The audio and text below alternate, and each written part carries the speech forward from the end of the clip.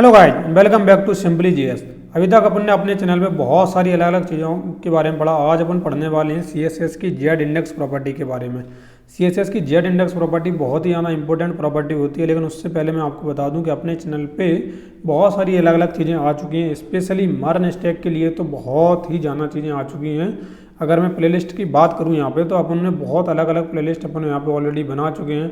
HTML का course के लिए बना चुके हैं, MERN stack project, CSS course in one video, full stack developer course.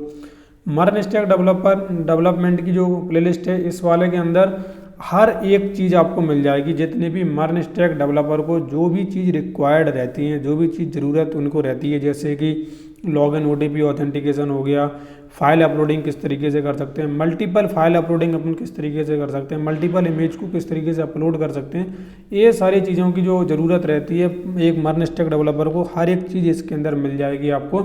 आने वाले समय में पासपोर्ट JS का भी अपन यूज करके देखेंगे किस तरीके से डायरेक्ट लॉगिन ऑथेंटिकेशन अपन कर सकते हैं। आज अपन देखने वाले हैं CSS कोर्स के अंदर जेड इंडेक्स प्रॉपर्टी के बारे में। तो अगर जेड इंडेक्स प्रॉपर्टी पे अपन यहाँ पे जाएंगे तो W3 स्कूल, जो कि one of the most genuine resource है CSS HTML जावास्क्रिप्ट को सीखने के लिए, तो यहाँ पे आप आके आप चीज़ों को समझ सकते हैं। लेकिन यहाँ पे अगर जेड इंडेक्स की स्पेशल बात करूँ तो पिछली वीडियो के अंदर अपन ने पोजीशन एलिमेंट के बारे में समझा था कि पोजीशन किस तरीके से काम करती है CSS की। तो यहाँ पे इसके अंदर उन्होंने एक चीज़ बता रखी है जेड इंडेक्स के लिए। नोट यहाँ पे अगर आप पढ़ेंगे तो Z index only work on position element. ये कभी भी नॉन पोजीशन एलिमेंट पे काम नहीं करती है, केवल पोजीशन एलिमेंट के ऊपर काम करती है, जो एब्सोल्यूट, रिलेटिव, फिक्स्ड और स्टिकी होता है। यहाँ तक कि जो स्टैटिक यानी कि जो डिफ़ॉल्ट वैल्यू होती है पोजीशन की, उसके ऊपर भी ये काम नहीं करती है। और एक किसके ऊपर काम करती है? Flex item, element that are direct children of display flex. Display flex के जो डायरेक्ट चिल्ड्रन होते हैं उनके ऊपर एक काम करती है। बस ये चीज़ आपको एक बार नहीं, आपको 4 या 6 बार आपको पढ़ी लेनी चाहिए, तभी आपको सही तरीके से समझ में आएगा। ठीक है, यहाँ पे क्या करेंगे, यहाँ पे आएंगे VS कोड के अंदर। VS कोड के अंदर अपन बनाएंगे एक फाइल बनाऊंगा jedindex.html नाम से, और इसको अभी यहाँ पे शिफ्ट के साथ अगर दबाएंगे तो यहाँ पे टेम्पलेट अपनी खुल के आ जाएगी। इसके बाद आपको एक जो एमिट होती है, एमिट के बारे में बताना चाहूँगा। डिव डॉट लिखेंगे तो आपको मालूम है क्लास बन जाएगी, तो मैं यहाँ पे डिप्स नाम से क्लास बना दूंगा। हैज लिखेंगे तो आपको मालूम है ID बन जाएगी, तो मैं यहाँ पे डिव नाम से ID बना दूंगा। इसके बाद अगर आपको मालूम है कि डॉलर लगाएंगे तो यहाँ पे नंबर का स्टार्ट हो जाएगा, और मैं अभी फ़िलहाल के लिए 3 यहाँ पे डिव बना रहा हूँ। ठीक है, अब मैं क्या करता हूँ, यहाँ पे आके एक स्टाइल टैग ले लेता हूँ। अब स्टाइल टैग के अंदर हैज टैग डिव 1, और इस तरीके से मैं खोलता हूँ और इसी को मैं करता हूँ कॉपी। तीनों के लिए अपन को करना है 1 2 3। और यहाँ पे मैं क्या करूँगा, इसको विड्थ दे दूँगा 200 पिक्सल, और हाइट इसको दे दूँगा, एक सेकेंड, सेमीकोलन लगाना कंपलसरी है। हाइट इसको दे देंगे 200 पिक्सल। इसके बाद इसका जो बैकग्राउंड कलर है वो कर देंगे अपन बीज।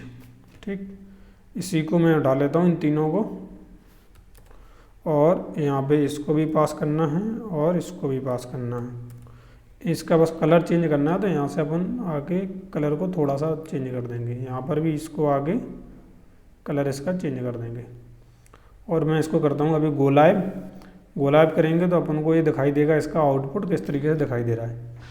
तो अभी यहाँ पे केवल अपन को एक ही डिव देखने के लिए मिल रहा है। क्यों मिल रहा है? क्योंकि अपन ने डिव 1 के अलावा यहाँ पे डिव 3 नहीं किया। यहाँ पे मुझे डिव 3 कर देना चाहिए, और यहाँ पे डिव 2 कर लेना चाहिए। इस तरीके से मुझे कर देंगे हम, तो यहाँ पे 1 2 और 3 अपन को डिव यहाँ पे देखने के लिए मिल रहा है। ठीक है, अब यहाँ पे एक चीज़ का ध्यान दो आप, यहाँ पे तीनों डिव हैं, लेकिन इनके अंदर मैंने अभी पोजीशन नहीं लगाई है।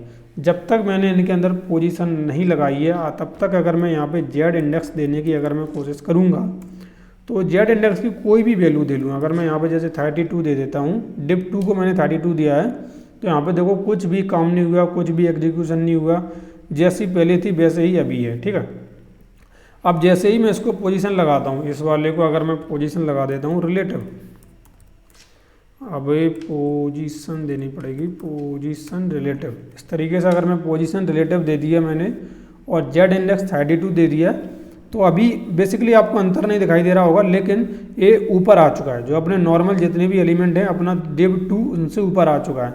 थोड़ा सा और आपको गहराई में अंतर समझाने के लिए मैं इस वाले को क्या करूँगा, इस वाले को मैं यहाँ पे दे दूँगा एब्सोल्यूट, ऊपर वाले को मैं यहाँ पे दे देता हूँ इसी चीज़ को कॉपी, यहाँ पे पोजीशन रिलेटिव, ऊपर वाले को मैंने रिलेटिव दिया, नीचे वाले को एब्सोल्यूट दिया। ठीक है, अब यहाँ पे देखो क्या हो रहा है। यहाँ पे सबसे पहले तो अपन को वो चीज़ दिखाई ही नहीं दे रही है, तो मैं क्या करता हूँ, इसको मैं एब्सोल्यूट दे देता हूँ और इस वाले को मैं रिलेटिव दे देता हूँ।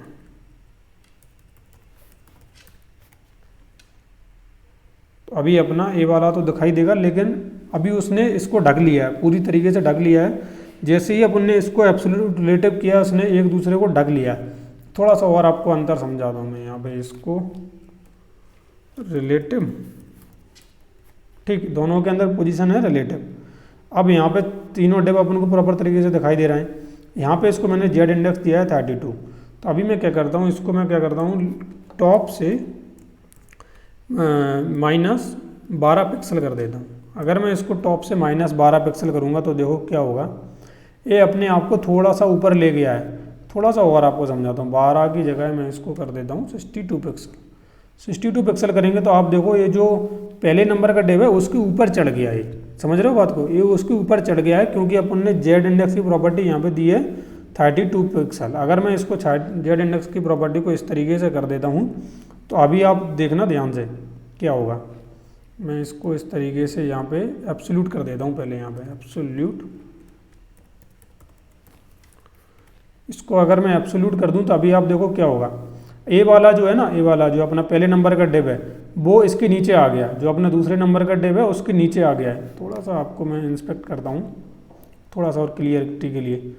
बॉडी के अंदर जो अपना डिव 1 है वो कौन सा है, उसका कलर है बीजी। जो अपना डिव 1 है इसको मैं थोड़ा सा कलर चेंज करता हूँ इसका, थोड़ा तो आपको क्लियर समझ में आएगा। इसका मैं इसका अभी कर देता हूँ ग्रीन की तरफ। अगर मैं यहाँ पे ग्रीन कलर मैंने यहाँ पे कर दिया तो यहाँ पे मैंने डिव 1 का कलर चेंज किया, तो यहाँ पे देखो जो अपना डिव 1 है वो नीचे पहुँच गया, डिव 2 उसके ऊपर पहुँच गया। ठीक है, अब मैं क्या करता हूँ, जो जेड इंडेक्स की प्रॉपर्टी ऊपर नीचे जो 32 है मैं यहाँ पे लगाता हूँ। अब जेड इंडेक्स की प्रॉपर्टी 62, मैंने जेड इंडेक्स की प्रॉपर्टी ऊपर वाले की बढ़ा दी। जैसे ही मैंने ऊपर वाले की बढ़ा दी, आप यहाँ पे देखो जो ऊपर वाला था वो कहाँ पे आ गया, वो ऊपर आ गया, वो ऊपर आ गया, और जो दूसरे नंबर का डिव था वो नीचे पहुँच गया।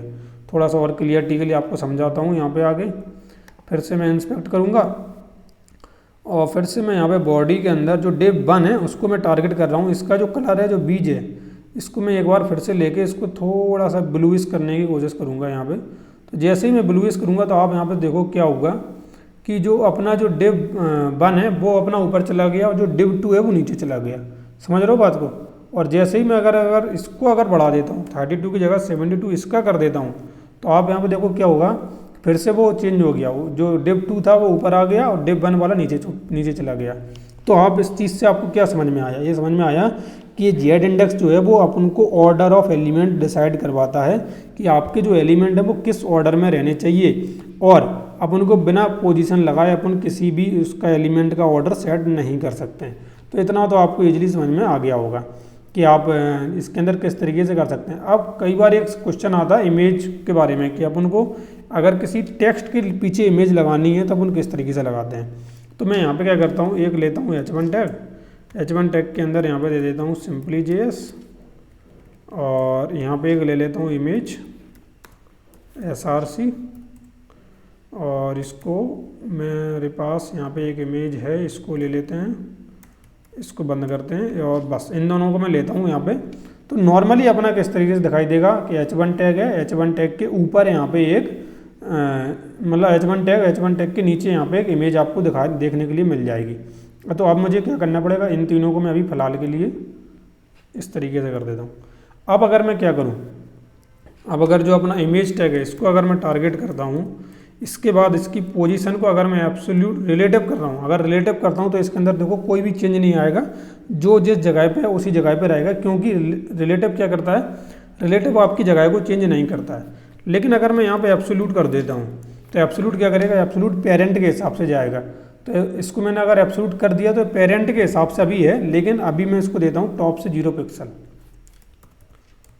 टॉप से अगर मैंने इसको 0 पिक्सल दे दिया तो ये क्या हो जाएगा, ये बिल्कुल जाके चिपक जाएगा और जो अपना जो H1 टैग के अंदर जो सिंपली JS था वो पूरी तरीके से अभी ढक चुका है। ठीक है, अब मैं इसको दे देता हूँ लेफ्ट से 0 पिक्सल। मैंने लेफ्ट से भी 0 पिक्सल दे दिया। अगर मैं यहाँ पे लेफ्ट से अगर कुछ स्पेस दे दूँ, जैसे 50 पिक्सल दे दूँ, तो क्या हो जाएगा, तो अपना वो सिंपली JS का थोड़ा थोड़ा भाग अपन को दिखाई देने लगा है।